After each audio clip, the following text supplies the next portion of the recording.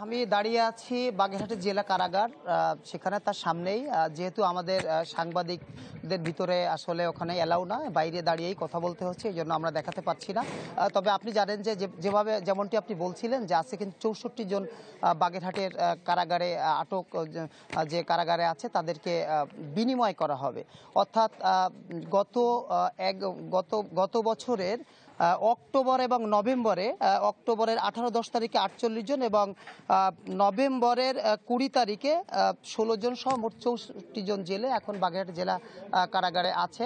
আর আমরা যতদূর জেনেছি যে বাংলাদেশের জেলেরা মোট 78 জন ভারতের কারাগারে আছে, তাদের বিনিময় করা হবে। কোস্টগার্ড ইতিমধ্যে এখানে হাজির হয়েছে। যেহেতু কোস্টগার্ড ধরেছিল, কোস্টগার্ডের মাধ্যমেই বাংলাদেশের যে জলসীমা ফেয়ারওয়ে বয়া এলাকার আরও নিচে সমুদ্রে, বঙ্গোপসাগরের আরও অনেক দূরে সেখানে যে জলসীমা আছে ভারতের সঙ্গে, সেখানে তাদের হস্তান্তর করা হবে, জাহাজে করে নিয়ে যাওয়া হবে। এর সঙ্গে পটুয়াখালীরও আরও 33 জন রয়েছে। তবে এই যে জেলেরা আছে তারা কিন্তু আসলে বাংলাদেশের জলসীমায় কিন্তু ঢুকে পড়েছিল মাছ ধরার জন্য, এবং এটা কিন্তু নতুন নয়, এর আগেও কিন্তু একাধিকবার আমরা দেখেছি বারবার ট্রলার সহ তারা আটক হয়েছে। আর একটা মজার ব্যাপার হচ্ছে যে একই জলসীমা একই সমুদ্রে যেখানে ভারতের সঙ্গে যে আমাদের সীমানা রয়েছে, বাংলাদেশের ভিতরে কিন্তু আসলে মাছের সংখ্যাটা, মাছটা বেশি পাওয়া যায়, আহরণ বেশি পাওয়া যায়। এই জন্য তারা কিন্তু অনেক, যখন কোস্টগার্ড থাকে না, নৌবাহিনী থাকে না, অথবা যখন ইলিশ অবরোধ থাকে, তখন কিন্তু আসলে ভিতরে ঢুকে পড়ে, তখন বারবার তারা আটক হয়, জেলে থাকার পর আবার মুক্তি দেওয়া হয়। আর আমরা যতদূর জেনেছি যে এখানে বাংলাদেশের যারা ছিল তারা কিন্তু বাংলাদেশের জলসীমায় ছিল, তাদেরকে ধরে নিয়ে কোস্টগার্ড, ভারতীয় কোস্টগার্ড এখন এই বিনিময়ের মাধ্যমে আজকে মুক্তি দেওয়ার কথা রয়েছে। এই ছিল আপাতত সর্বশেষ। আরিফ, ধন্যবাদ আপনাকে। দর্শক, আমরা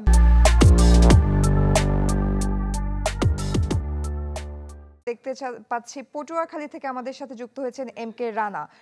রানা, আপনার কাছে কি তথ্য আছে এই বন্দি বিনিময় নিয়ে? পটুয়াখালী থেকে জানাবেন।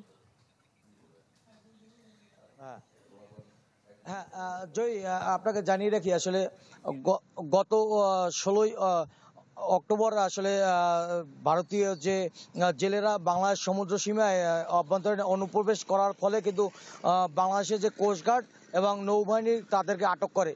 ফলে কিন্তু দুটি মাছ ধরার ট্রলার সহ 31 জেলেকে কিন্তু আটক করে পটুয়াখালী কারাগারে কিন্তু প্রেরণ করে। ফলে কিন্তু 77 দিন জেল ভোগের পরে কিন্তু আজকে ভারতের সাথে যে বাংলাদেশের যে বন্দী রয়েছে তাদের সাথে বন্দি বিনিময়ের যে বিষয়টি রয়েছে সেটির পরিপ্রেক্ষিতে কিন্তু আসলে পটুয়াখালী থেকে সকাল 10টার দিকে 31 জন জেলেকে আসলে পটুয়াখালী জেলা পুলিশ কোস্টগার্ডের নিকট হস্তান্তর করে। কোস্টগার্ড কিন্তু তাদেরকে কলাপাড়া যেখানে তাদের কোস্টগার্ডের যে ক্যাম্প রয়েছে সেই ক্যাম্পে নিয়ে যাবে এবং তাদের ফিশিং ট্রলারের যে আসলে বাজারের বিষয় আছে সেটি সম্পন্ন করে আগামী 5 তারিখ গভীর সমুদ্রে কিন্তু তাদেরকে হস্তান্তর করার প্রক্রিয়া রয়েছে, এমনটি কিন্তু জানিয়েছে যে কোস্টগার্ডের তরফ থেকে। এর বাইরে কথা বলেছিলাম জেলা পুলিশের সঙ্গে, তারা যেমনটি জানিয়েছে আসলে যে আইনি বিভিন্ন 77 দিন পরে আসলে আইনি প্রক্রিয়া সম্পন্ন করে কিন্তু আসলে তাদেরকে হস্তান্তর করেছে।